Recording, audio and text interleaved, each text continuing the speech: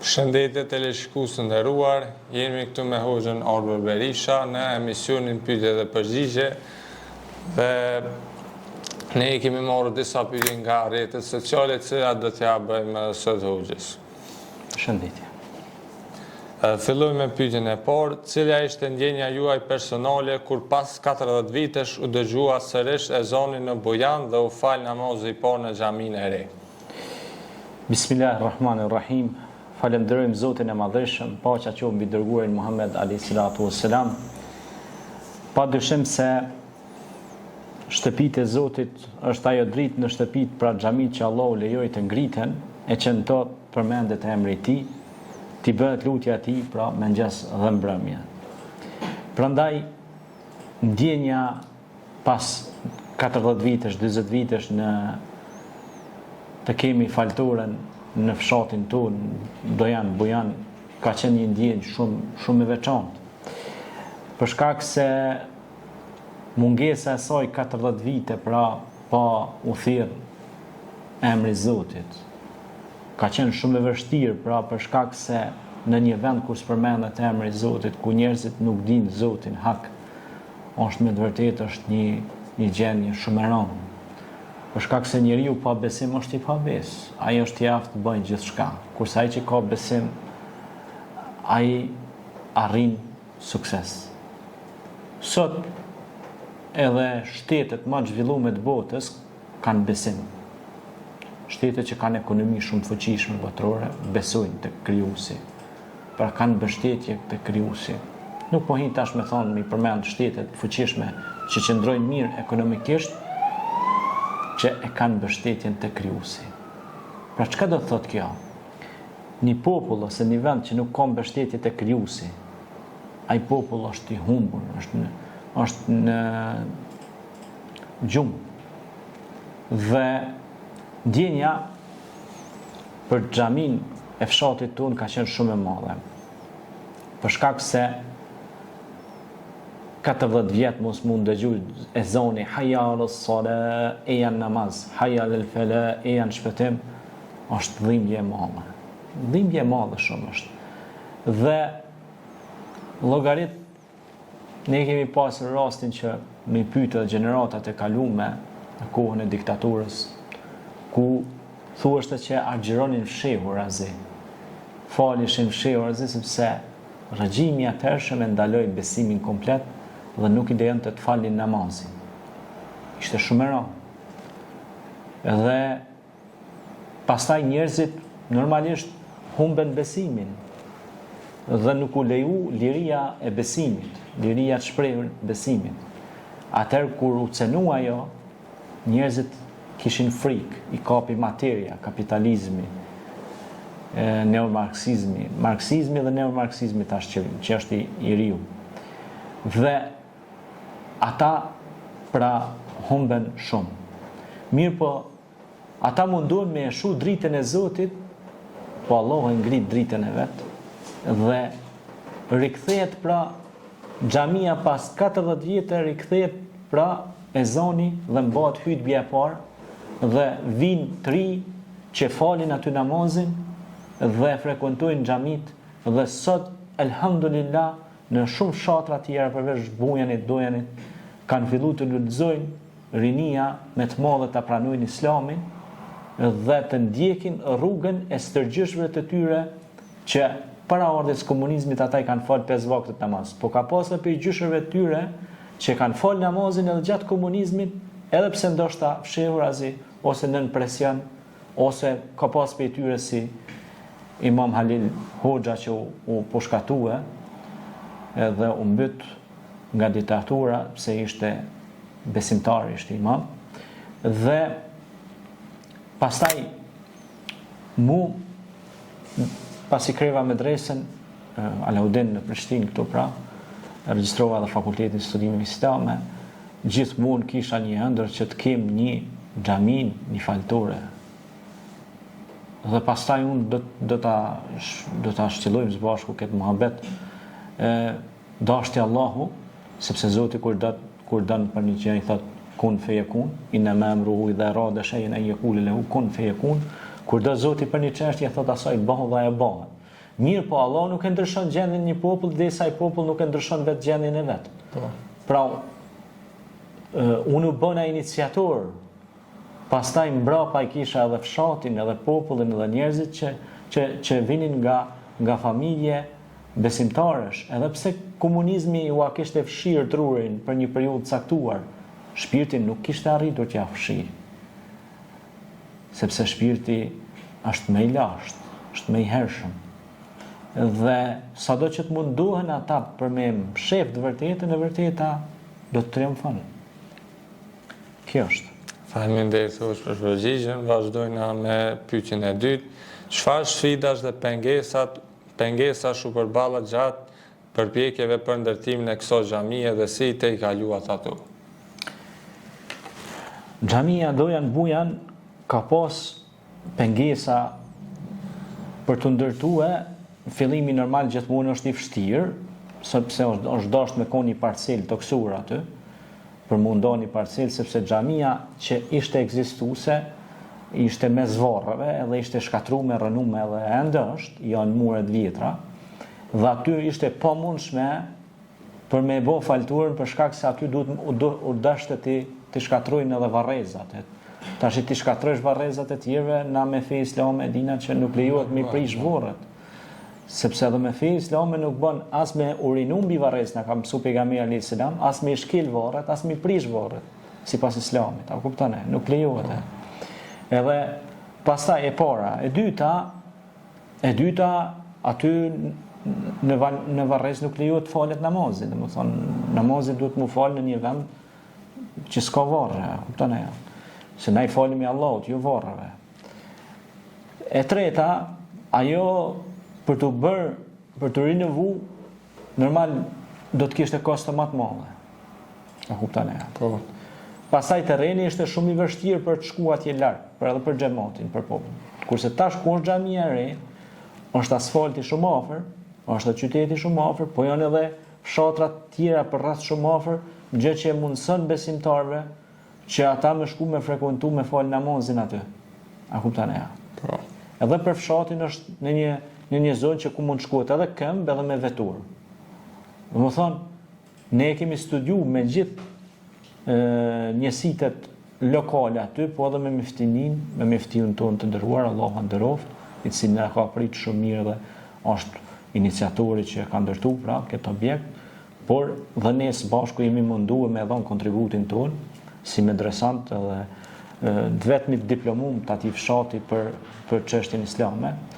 Në atë fshat po flas, sepse në çdo fshat duhet me pas përfaqësuesin e vet që I del zot objektit, por edhe I del zot do të thotë çështjes fetare për lokalitetin e vet. Kurse miftinia është për krejt lokalitetin, ai pyetet për mbarvajtjen e gjitha xhamive. Mirë po, ai normalisht I gjen njerëzit që janë të adekuat për t'i emëruar në për falturet përkatëse. Dhe sfidat normal që ishin vështira, sepse I herë duhej toka, pastaj duhej domethënë fundi për ndërtimin e saj, duhej bër dosja që kemi dorëzuar diplomet që kanë kryer medresin, sepse ata përmend shumë I fond duan me pas një njerëz që thonë na të kënushëm të asaj zone, se ti kur të marrësh objektin do të pas dikon që thret e zonën, që I mbledh popullin, që mban ligjërata, që mban kurse të mësimit e kështu me radhë. Ne tash në xhami kemi organizuar disa iftare, kemi fal xhumojat, bajramet, shpeshherë kemi mbledh, kemi tugur rinin dhe kemi qenë domethënë në shumë aktivitete që kemi marrë pjesë, edhe vazhdojmë të mundohemi ta mojmë gjallë këtë falture. Pra, sfidat ishin pra leja, toka, fundi, përgjetjen e ndërtimit këtij objekti, ndihma që u dufke me dhon, kontributi që u dufke me dhon për këtë objekt, domethënë ishte e vështirë, por me lejen e Allahut ne ja dolëm. Dhe padyshim që pas vështirësisë vjen lehtësimi. Domethënë me të vërtetë pas vështirësisë vjen lehtësimi, por tash ajo u ndërtu, u zhvillu, po kërkon edhe mirëmbajtje, kuptohet?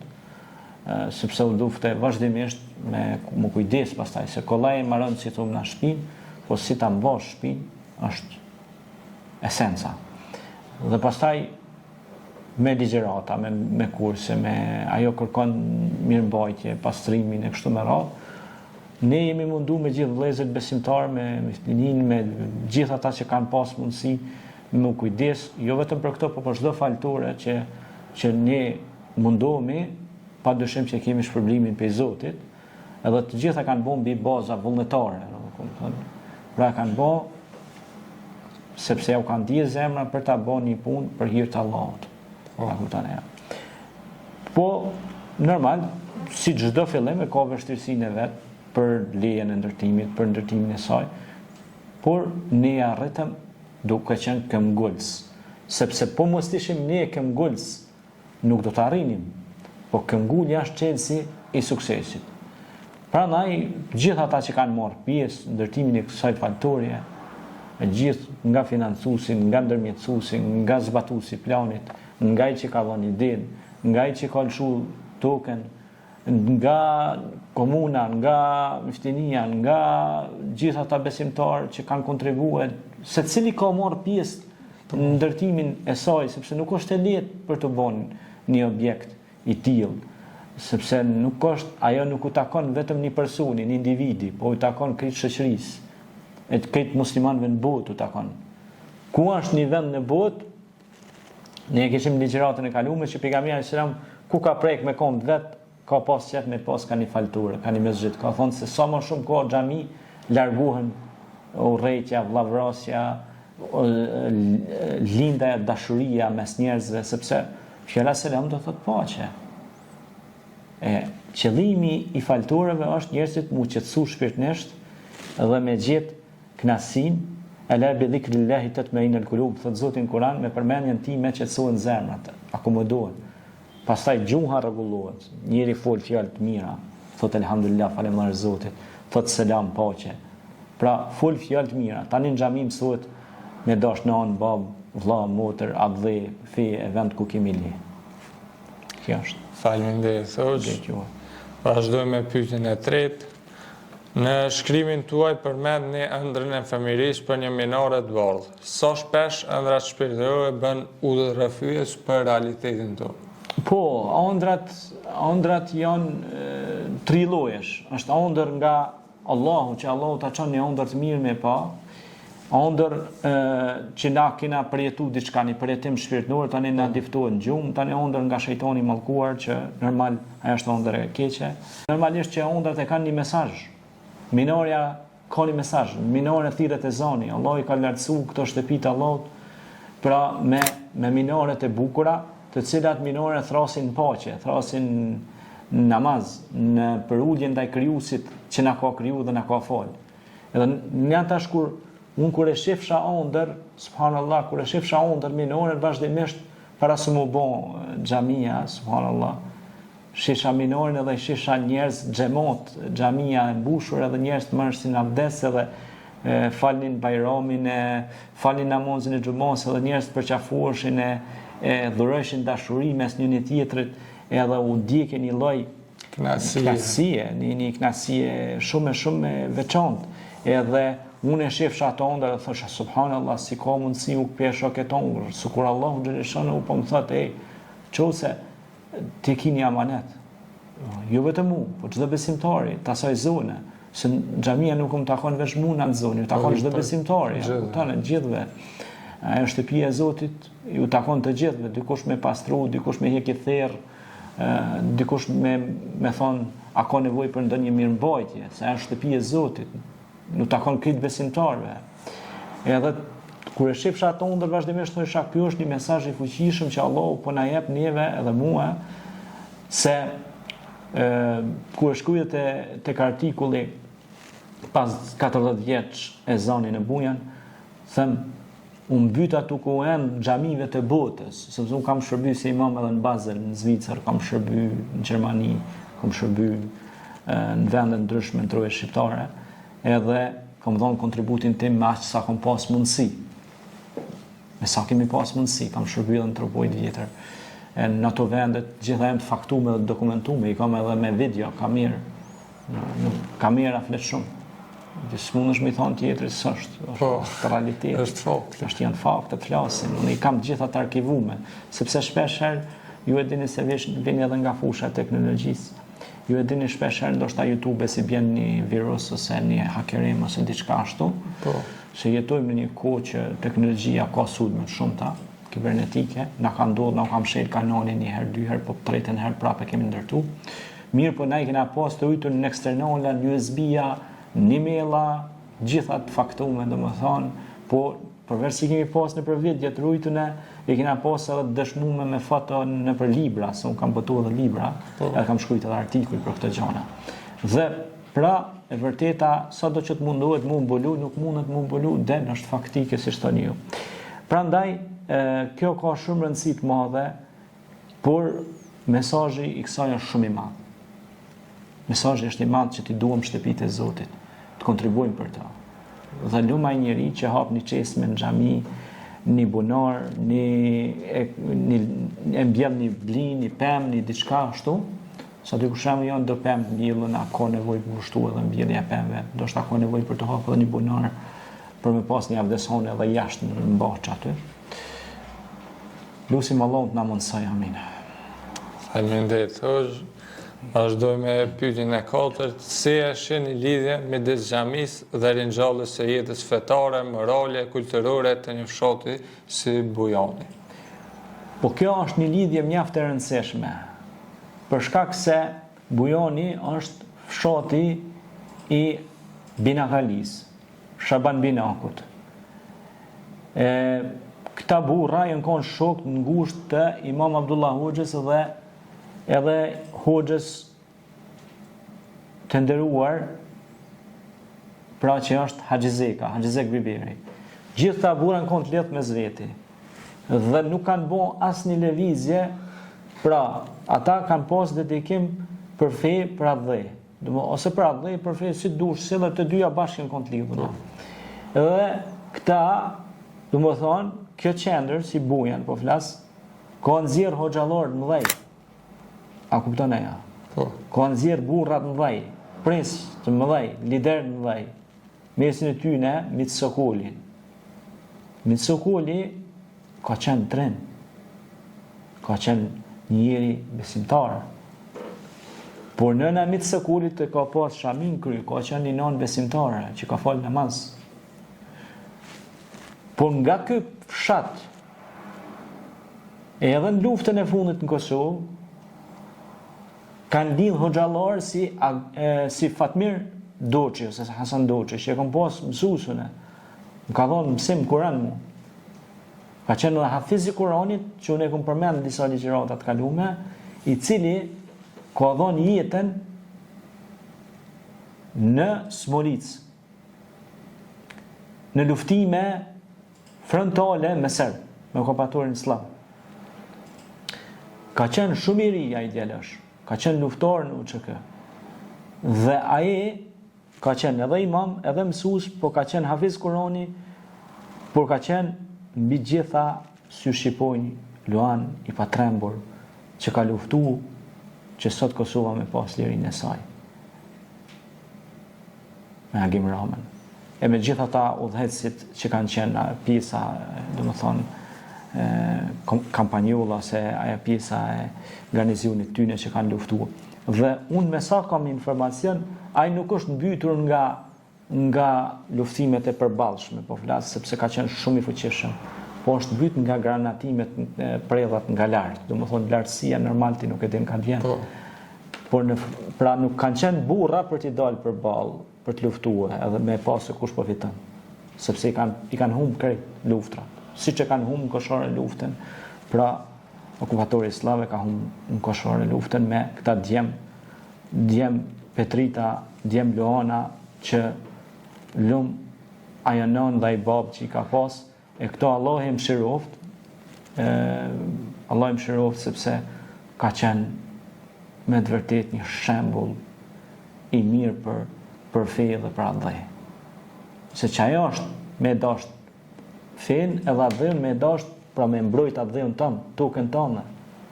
S'ki që ka mbrën tokat e hujat atje. Tokën tonë. Kosova, Shqipëria janë një. jemi një.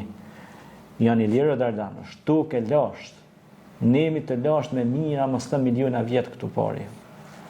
Prandaj këta burra edhe të kalumen si Shaban Binaki, Binakalia, Imam Abdullah Hoxha, Selim Efendia e shumë hoxhallar që i ka pas malësia, janë kanë brum i shisoj vatre kulturore edhe janë kanë të lidhur me zveti, ata nuk e kanë bën asnjë lëvizje, po koordinu me njëri tjetrin, e ata e ndërtuan edhe xhamin e vjetër, po ku erdhën komunistat, po fi, ata shkatruan fi, po edhe të atë dhe u futen ndasit. Dhe më thonë se futen edhe agenturat e huja dhe dhe më thonë shkaktun vllavrasje, halo ka njerëz që janë, ajo është temë tjetër për të diskutuar, u takon edhe historianëve edhe studiuesve për me u referu shumë fakteve çfarë ka ndodhur. Faleminderit. Vazhdojna me pyetjen e 5. Në periudhën e gjatë pa xhami, si ruaj besimi dhe tradita fetare në mesin e banorëve të zonës? Po tradita fetare, para se mu bo objekti vjetër, unë tregova që ka qenë objekti rim, falni, para se mu bo ka qenë edhe objekti vjetër. Po thuhet që ka qenë edhe objekte tjera xhami që sot veç temelet ju shihen. Unë veç temeli kam jetë.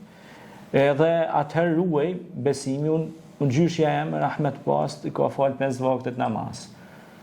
Gjyshi i nonës teme, Allah më shiroft, i ka falë 5 vaktet namaz. Edhe në kohën e komunizmit, 5 vaktet namaz i ka falë. Pra dhe atëherë, pra i 100 vjetë, nëse shkojmë mrapa, ata e kanë falë namazin. Qoftë mënyrë të hapun, qoftë mënyrë fshehur. Pra, ata e kanë rujt besimin. Gjyshet tona, se tash një mbreziri, me sa kemi mbledh informacion nga transmitimet e njerëzve, nuk kanë ra me fjet pa bo bismillah, nuk kanë ra me fjet pa e knu surën Fatiha. A kuptan e? Gjyshja eme, Rahmet Past, Allah e mshiroft, thoj ke biro, është lutja që mos me të zanë gjarpni, mos me të kafshu gjarpni, është lutja, thoj ke, e bëndoan lutjen me Kur'an. Po thoj ke është edhe lutja që nëse të hanë gjarpni, dush mu lutë surja Fatiha, është e nëzirë helmin. E shtrydhe dhe kënon Fatiha e nëzirë helmin jashtë. Pra, do të thëtë, pasaj ajo, asnjëherë nuk ka ra me fjet, po bo përmendjen e Zotit.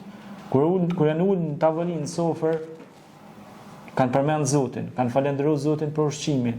A kupton, janë lutë, kanë pos bereqet në tokat e tyne. Pra, është mojta e lidhje edhe në të kalumen. Biles atër, kanë shku dhe në medresën e madhe të Gjakovës, si kanë kry studimet për hoxhlek, ose vajzat që ka qenë pastaj edhe paralelit për mësim besim, dhe po ka pas për tyne që si Selim Gashi, Selim Efendia dhe hoxhallarë të tjerë të nderuar që kanë kry dhe në Stamboll studimet, për studimet të fesë teologjisë.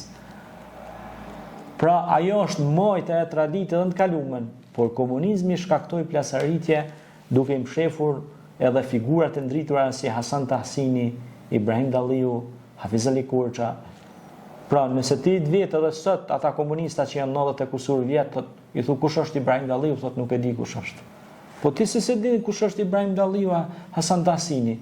Ai ka dhënë kontribut për atë dhe për fe, por ka dhënë edhe për atë dhe shumë kontributa. Hafiz Ali Kurça ka bërë abatore në Shqipe. Pra, janë figura shumë dritura që ju i kini zbe, i kini mshef. Pse? I kini mshef se s'kanë qenë komunista. E tash dhe më thomë se s'ka qenë ai komunisti, dush mos me jaqit e emnin aty në letra, e me tregu që ky ka dhënë këtë kontributa. E pse kështu? Pse jemi kështu të gatuar kështu? Kjo është keqarke, tam sinqerisht. Kjo është. Faleminderit, vazhdojna me pyetjen e radhës. Çfarë mesazhi dëshironi të përcjellni të rinjve që duan të kontribuojnë në ndërtimin e faltorëve dhe përhapjen e dijes islame? Të rit sot e kanë mundësinë shumë të mirë. Jetojnë në periudhën e teknologjisë high-tech dhe zhvillimeve të mëdha. Ata kanë mundësi që me investimet e tyre inovative të sillin shtëpive faltorëve shumë oportunitet, shumë mundësi të mira. Sot na peshohim që në xhami mundesh me lëshu live dhe ligjëratën e hutbes xhumas. Edhe njerëz nga gjithë bota me pa, këtë bota me pa xhamin e fshatit ose qytetit tan. Pse mos me përdor këtë mundësi ose me shfrytzu këtë mundësi? Kjo është një mundësi shumë e mirë. Ka njerëz ndoshta janë në trend, diu kanë qasje në internet, po xhumoja i zën në udhtim, s'kan mundësi me ndëgju hutben.